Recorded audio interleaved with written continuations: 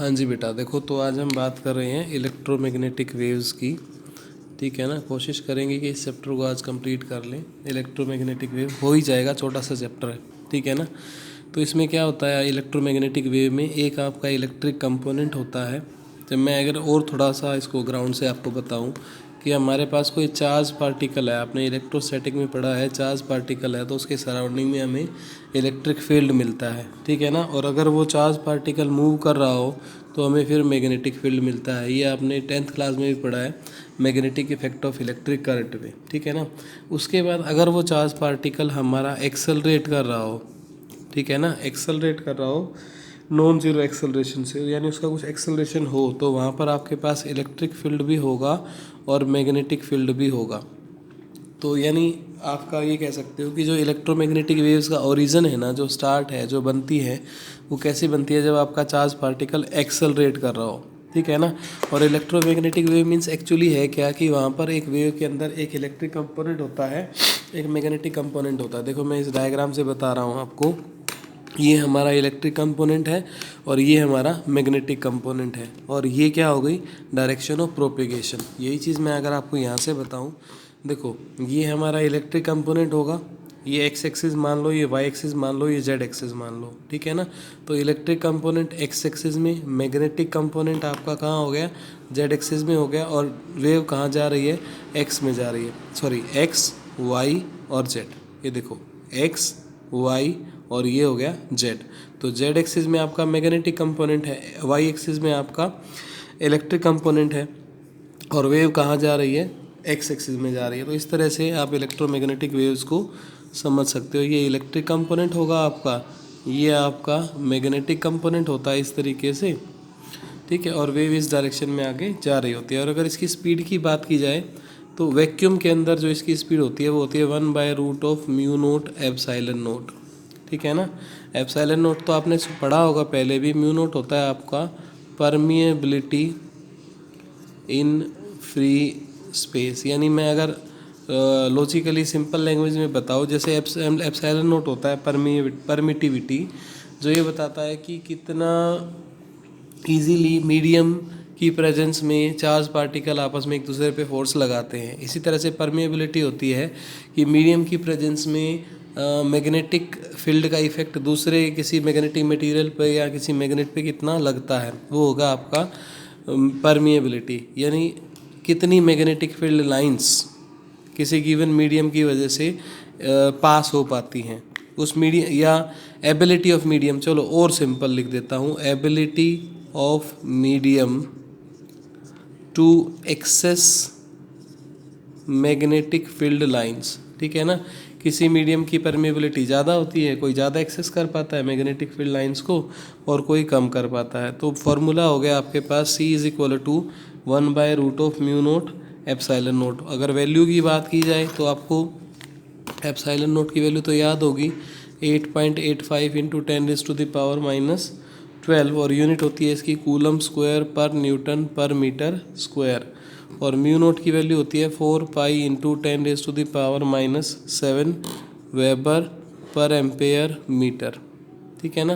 तो इन दोनों को पुट करोगे जब यहाँ पर, तो आपके पास C की वैल्यू हो जाएगी 3 इंटू 10⁸ मीटर पर सेकेंड। तो ये तो C की वैल्यू आ जाएगी। अगर आपसे ये पूछें कि वेलोसिटी ऑफ इलेक्ट्रोमैग्नेटिक वेव्स बताओ किसी मीडियम के अंदर, तो वहाँ पर आप म्यू एप्सिलॉन लिख दोगे। यहाँ पर म्यू क्या होगा, परमिएबिलिटी ऑफ मीडियम, और E क्या होगा, परमिटिविटी ऑफ मीडियम होगा, ठीक है। तो ये तो इलेक्ट्रोमैग्नेटिक वेव्स के बारे में था। अब इसकी थोड़ी सी प्रॉपर्टीज़ बता देता हूँ जहाँ से क्वेश्चन बनता है। इलेक्ट्रोमैग्नेटिक वेव्स की प्रॉपर्टीज़ क्या है, ठीक है ना। पहली प्रॉपर्टी तो ये है कि ये प्रोड्यूस किससे होती है, ये प्रोड्यूस होती है एक्सेलरेटिंग चार्ज पार्टिकल से। एक्सेलरेटिंग, अगर कोई चार्ज पार्टिकल एक्सेलरेट कर रहा है, या ऑक्सीलेट भी आप कह सकते हैं, ऑक्सीलेट कर रहा है, तो आपकी इलेक्ट्रोमैग्नेटिक वेव्स वहाँ पर प्रोड्यूस होंगी, ठीक है। उसके बाद ये है, इनको मीडियम की ज़रूरत नहीं पड़ती, no medium required for their propagation, ठीक है ना। ट्रैवल करने के लिए मीडियम की ज़रूरत नहीं है। अगर स्पीड की बात करें, मैंने अभी आपको बताया 1/√ऑफ म्यू नोट एप्सिलॉन नोट होता है, जिसकी वैल्यू होती है 3 इंटू 10⁸ मीटर पर सेकेंड, ठीक है ना। और अगर आपसे ये पूछे कि स्पीड दे रखी है, जैसे मान लो आपको स्पीड दे रखी है, स्पीड ऑफ इलेक्ट्रोमैग्नेटिक वेव्स दे रखी है, और आपसे इलेक्ट्रिक फील्ड का मैग्नीट्यूड दे रखा है, अभी इतना इलेक्ट्रिक कंपोनेंट है वहाँ पे, तो मैग्नेटिक बताओ, तो क्या फॉर्मूला लगेगा, E naught by B naught is equal to C. ये डिटेल्ड में थोड़ा मैग्नेटोस्टैट में आप पढ़ लोगे या करा देंगे आपको वहाँ पे। अभी क्योंकि देखो इस चैप्टर में ज़्यादातर सिंपल क्वेश्चन ही बनते हैं, तो मैं एग्ज़ाम पॉइंट ऑफ व्यू से ही करा रहा हूँ इसको। तो सी स्पीड क्या हो जाएगा, ई नोट बाय बी नोट। अगर आपको याद हो, आपको वेव कराई गई थी, तो वेव में क्या बताया था, A is equal to y is equal to A sine omega T plus के एक्स, ऐसे कराया था ना। अब इसी तरह यहाँ पर भी तो ये इलेक्ट्रिक कंपोनेंट या मैग्नेटिक कंपोनेंट जो मैं बोल रहा हूँ है तो ये वेव ना बेटा। तो यहाँ पर क्या बनेगी, अगर मैग्नेटिक कंपोनेंट की बात करूँ तो ये हो जाएगा आपका बी वाई। मान लो मैग्नेटिक कंपोनेंट हमारा वाई डायरेक्शन में है, तो ये क्या हो जाएगा आपका B naught sine omega T plus के एक्स। तो ये हमने मैग्नेटिक कंपोनेंट लिख दिया। इसी तरीके से अगर इलेक्ट्रिक कंपोनेंट लिखा जाए, मान लो इलेक्ट्रिक कंपोनेंट हमारा एक्स डायरेक्शन में है, तो वो हो जाएगा आपका E naught sine omega T plus के एक्स, ऐसे हो गया, ठीक है। और अगर आपसे सी स्पीड पूछता है, आपको ये दे रखा है बी नोट और ई नोट दे रखा है, या इन तीनों में से कोई दो वैल्यूज़ दे रखी हैं, तीसरी निकालनी है, तो इस तरह से निकाल दोगे। के आई थिंक आप सबको पता होगा, के होता है 2π/λ, एंगुलर वेव नंबर इसको हम बोलते हैं, ठीक है ना। अच्छा, अब इनकी डायरेक्शन के बारे में मैं एक बार फिर बता रहा हूँ। ऑक्सीलेटिंग या एक्सेलरेटेड चार्ज पार्टिकल प्रोड्यूस करता है, इसको कोई मीडियम की रिक्वायर्ड नहीं होती, स्पीड होती है ये वैक्यूम में 1/√μ0 ε0। और ये एक रिलेशन है बिटवीन, आप ये कह सकते हैं, magnitude of electric field by magnitude of magnetic field के बीच में, ठीक है ना। एम्पलीट्यूड भी आप इसको कह सकते हो, क्योंकि देखो यहाँ पर ए एम्पलीट्यूड को रिप्रेजेंट कर रहा है, तो ये बी नोट एम्पलीट्यूड को रिप्रेजेंट कर रहा है मैग्नेटिक फील्ड के, और ई नोट रिप्रेजेंट कर रहा है एम्पलीट्यूड ऑफ इलेक्ट्रिक फील्ड। तो इन दोनों की जो रेशो है वो किसके बराबर है, स्पीड ऑफ लाइट के बराबर है, amplitude of electric field by amplitude of magnetic field, ठीक है। अच्छा, नेक्स्ट डायरेक्शन के बारे में मैंने आपको पहले भी बताया था, क्या कि अगर इलेक्ट्रिक कंपोनेंट एक्स डायरेक्शन में है, मैग्नेटिक कंपोनेंट वाई डायरेक्शन में है, तो जो वेव है आपकी वो जेड डायरेक्शन में जा रही होगी। डायरेक्शन ऑफ प्रोपेगेशन क्या होगा, जेड होगा। ये तीनों एक दूसरे के म्यूचुअली परपेंडिकुलर होते हैं, ठीक है ना। और यहाँ पर अगर एनर्जी की बात की जाए, जो जितनी भी इलेक्ट्रोमैग्नेटिक वेव के पास एनर्जी होती है, जितनी भी इलेक्ट्रोमैग्नेटिक वेव के पास एनर्जी होती है, उसका कुछ पार्ट इलेक्ट्रिक कंपोनेंट में डिवाइड हो जाता है और कुछ मैग्नेटिक में। जैसे इलेक्ट्रिकल एनर्जी डेंसिटी की अगर मैं बात करूँ, यहाँ पर इलेक्ट्रिक एनर्जी की मैं बात करूँ, इलेक्ट्रिक एनर्जी डेंसिटी की, तो ये फॉर्मूला तो आपने पढ़ा होगा, 1/2 ε0 E², ठीक है ना। ये इलेक्ट्रिकल एनर्जी डेंसिटी हो जाएगी। इसी तरह से अगर मैग्नेटिक एनर्जी डेंसिटी की बात की जाए, मैग्नेटिक एनर्जी डेंसिटी की बात की जाए, तो इसका फॉर्मूला होगा आपके पास 1/2b²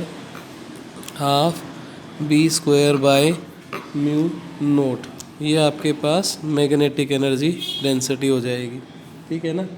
और उसके बाद नेक्स्ट जो है, अब जो चार्ज पार्टिकल मैंने स्टार्टिंग में बताया था कि जिसकी वजह से ये ईएम वेव्स रिड्यूस हो रही थी, ऑक्सीलेटिंग या एक्सेलरेटेड चार्ज पार्टिकल की वजह से, वो चार्ज पार्टिकल आपका जो भी होगा, ठीक है ना, वो अनचार्ज्ड होगा। मींस अनचार्ज्ड का मीनिंग ये है यहाँ पे कि ओवरऑल आप ये कह सकते हैं कि इलेक्ट्रोमैग्नेटिक वेव जो है वो अनचार्ज्ड होती है, अनचार्ज्ड होती है, रिड्यूस होती हैं चार्ज पार्टिकल के ऑक्सीलेशन की वजह से, बट ओवरऑल ये अनचार्ज्ड होती है। अनचार्ज्ड होने का मीनिंग यहाँ पर ये है बेटा कि अगर इलेक्ट्रोमैग्नेटिक वेव किसी इलेक्ट्रिक फील्ड से पास करा दिया हमने उसको, या किसी मैग्नेटिक फील्ड से हमने पास करा दिया, तो ये अनडेविएटेड रहेंगी, अनडिफ्लेक्टेड रहेंगी, इनके पाथ में कोई चेंज नहीं आएगा, ठीक है। तो ये कुछ इनकी इसकी इलेक्ट्रोमैग्नेटिक वेव्स की प्रॉपर्टीज़ के बारे में बात हुई। अब मैं इनके कुछ जो एक स्पेक्ट्रम जो मैंने कल आपसे डिस्कस किया था उसकी प्रॉपर्टीज़ आपको बता देता हूँ, उनकी कुछ यूजेस बता देता हूँ, ठीक है ना। देखो, जैसे सबसे पहले मैंने कल बात की थी गामा रेज़ के बारे में, तो मैं गामा रेज़ से ही शुरू करता हूँ। गामा रेज़, ठीक है ना। गामा रेज़ के यूजेस के बारे में बताता हूँ। तो सबसे पहले गामा रेज़ के यूजेस में क्या लिखोगे भाई, ये कैंसर ट्रीटमेंट में यूज़ होता है, ठीक है ना। और जो प्रिजर्वेशन का प्रोसेस होता है ना, फूड वगैरह को प्रिजर्व करने के लिए, जो पैकेट फूड होता है हमारा, ठीक है ना, उसको प्रिजर्व करने के लिए, बचाने के लिए भी हम गामा रेज का यूज़ करते हैं, ठीक है ना, क्योंकि ये हार्मफुल माइक्रो ऑर्गेनिज्म को किल कर देती है, ठीक है ना। और न्यूक्लियर रिएक्शंस में भी इसका यूज़ होता है, न्यूक्लियर रिएक्शंस में भी गामा रेज का यूज़ होता है, ठीक है ना। और आप ये कह सकते हैं कि एटॉमिक स्ट्रक्चर को समझने के लिए या उसको अच्छे से इन्वेस्टिगेट करने के लिए भी हम गामा रेज का यूज़ करते हैं, ठीक है। उसके बाद नेक्स्ट है, मैं फिर बता रहा हूँ, cancer, food preservation, nuclear reaction या एटॉमिक स्ट्रक्चर को डिफाइन करने के लिए, उसको समझने के लिए भी हम गामा रेज का यूज़ करते हैं, ठीक है। अच्छा, इसके बाद नेक्स्ट है हमारा एक्सरे। एक्सरे का यूज़ तो एक तो आपको पता ही है, मेडिकल डायग्नोज में यूज़ किया जाता है, मेडिकल डायग्नोज में यूज़ किया जाता है, ठीक है ना। हड्डी वड्डी टूट जाती है तो एक्सरे कराया जाता है ना उसका। होता क्या है एक्सरे के पीछे कि एक्सरे बोन में से पास नहीं होती है, पर बोन जहाँ से फ्रैक्चर्ड होगा उस गैप से पास हो जाएगी, यानी वो एरिया आपका क्या हो जाएगा, ब्राइट, और जहाँ बोन से पास नहीं होगी वहाँ पे क्या बन जाएगी, शेडो, किसकी, बोन की। तो जहाँ पे बोन की शेडो मिस हो रही है, इसका मतलब वहाँ पे फ्रैक्चर है हड्डी में, ठीक है ना, इस तरीके से। या फिर कोई ज़रूरी नहीं है आपको बोन फ्रैक्चर ही डिटेक्ट करना है, किसी बिल्डिंग में या किसी मेटल में अगर क्रैक है तो वो भी आप इन्वेस्टिगेट कर सकते हो एक्सरे का यूज़ करके, ठीक है ना। और कुछ थेरेपीज़ होती हैं, ठीक है ना, जैसे आप ये कहिए कि अनट्रेसेबल स्किन डिजीज़ होती हैं, कुछ अनट्रेसेबल स्किन डिजीज़ होती हैं, ठीक है। और इन अनट्रेसेबल स्किन डिजीज़ को इन्वेस्टिगेट करने के लिए एक्सरेज का यूज़ किया जाता है, इनको क्योर करने के लिए भी आप कह सकते हैं यूज़ किया जाता है, ठीक है ना। और जो कहीं पर मान लो एज अ डिटेक्टर भी इसको हम यूज़ करते हैं। एज अ डिटेक्टर कैसे यूज़ करेंगे, आप ऐसा कह सकते हैं कि जो गोल्ड और सिल्वर के एक्सप्लोसिव होते हैं या एक्सप्लोसिव है, जैसे मान लीजिए मैं ये कह रहा हूँ कि हाँ, डिटेक्टर का कैसे, जहाँ एयरपोर्ट वगैरह पे जो गोल्ड या सिल्वर को स्मगल करते हैं, अपनी बॉडी के अंदर गोल्ड और सिल्वर को छुपाकर एक कंट्री से दूसरी कंट्री में लाते हैं, इस तरह की स्मगलर को डिटेक्ट करने के लिए भी एक्सरेज का यूज़ किया जाता है, क्योंकि वो तो मेटल को डिटेक्ट कर लेगा, बता देगा, शेडो बन जाएगी वहाँ पर उसकी, ठीक है ना, इस तरह से। या रबड़ हो या टायर्स वगैरह में कोई क्रैक हो, ठीक है ना, टायर्स में कोई क्रैक हो, वो भी आप यहाँ पे डिटेक्ट कर सकते हो एक्सरे की वजह से। या जो क्रिस्टल स्ट्रक्चर है आपकी, क्रिस्टल अगर साइंटिफिक लेवल पर बात करें तो क्रिस्टल स्ट्रक्चर को भी डिटेक्ट किया जाता है, किसकी मदद से, एक्सरे की मदद से। तो ये कुछ यूजेस हैं आपके एक्सरेज के, ठीक है। इसके बाद अगर मैं नेक्स्ट बात करूं तो है हमारा अल्ट्रा वायलेट रेज, ठीक है, वो है आपका अल्ट्रा वायलेट रेज, ठीक है। अल्ट्रा वायलेट रेज में क्या होगा, एक तो आप वाटर प्योरिफिकेशन के लिए यूज़ करोगे, वाटर प्योरिफिकेशन, ठीक है ना, वाटर प्योरिफिकेशन के लिए यूज़ करोगे इसको आप, अल्ट्रा वायलेट को, ठीक है ना। और या फिर आप कह सकते हो मॉलिक्यूलर स्ट्रक्चर को समझने के लिए भी हम अल्ट्रा वायलेट यूज़ करते हैं, मॉलिक्यूलर स्ट्रक्चर, ठीक है ना। उसके बाद आप कहोगे कि जो बैक्टीरिया हैं या स्टेरिलाइजिंग का जो स्टेरिलाइज करना होता है हमें, या जितने भी सर्जिकल इंस्ट्रूमेंट हैं जो कि ऑपरेशन थिएटर में यूज़ होते हैं, उनको स्टेरिलाइज करना होता है।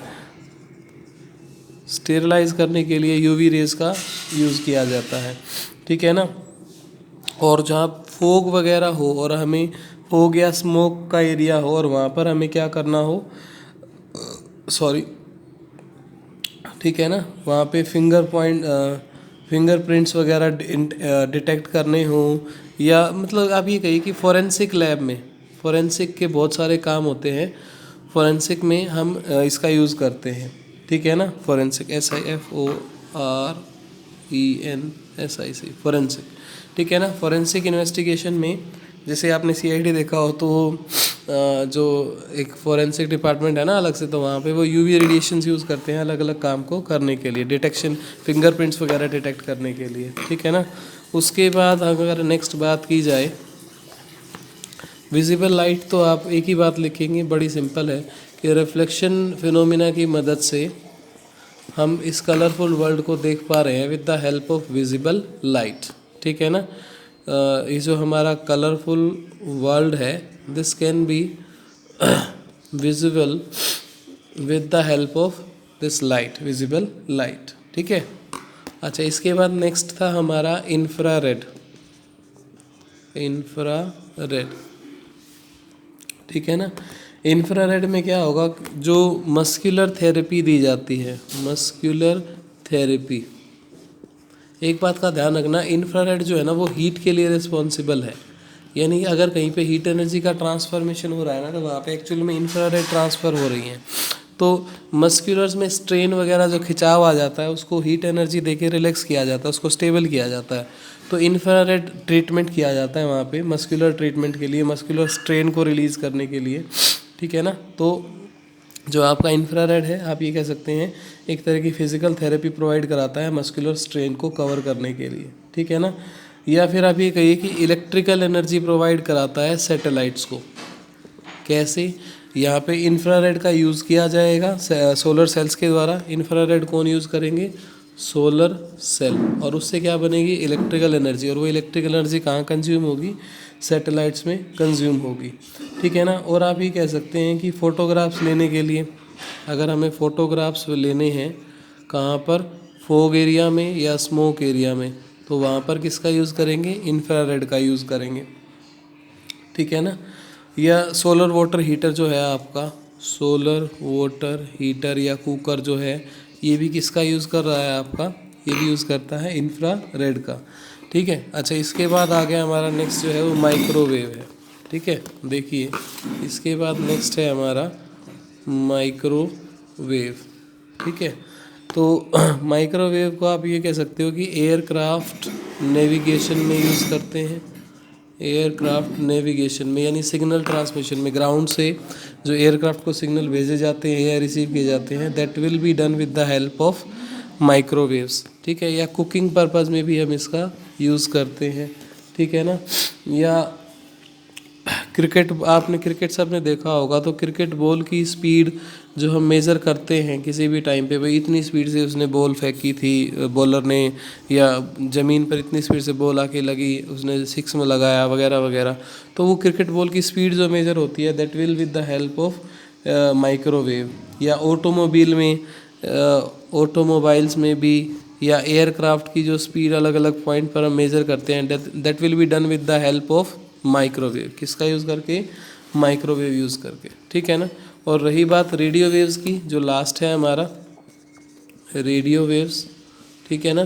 तो रेडियो वेव्स का यूज़ कहाँ पर करेंगे हम, रेडियो वेव्स का यूज़ करेंगे भाई आप रेडार में आप यूज़ कर सकते हैं, ठीक है ना।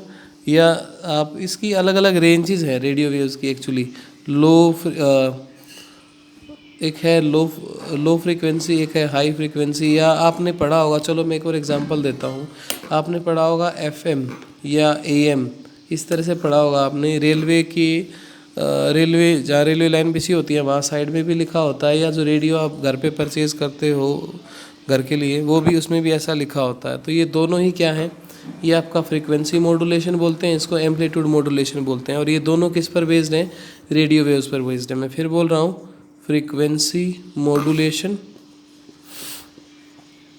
और एएम होता है आपका एम्पलीट्यूड मॉड्यूलेशन, ठीक है ना। तो ये क्या होता है आगे डिटेल में हम कम्युनिकेशन में पढ़ लेंगे, थोड़ा सा है ये हमारा वहाँ पे, ठीक है ना।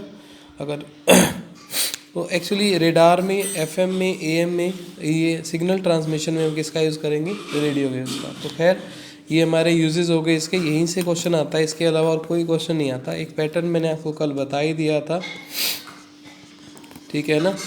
ये एक्सयूवी इन माई रेंज, ये मैंने कल आपको बता ही दिया था, gamma, X ray, ultraviolet, visible, infrared, microwave और रेडियो वेव, ठीक है ना। इसको हमने फिर आगे डिवाइड कर दिया था इस तरह से विद ग्योर में। इसकी फ्रीक्वेंसी ज़्यादा, इसकी भी फ्रीक्वेंसी ज़्यादा, इसकी फ्रीक्वेंसी कम, इसकी भी फ्रीक्वेंसी कम। ये रेड है, ये रेडियो है, ठीक है।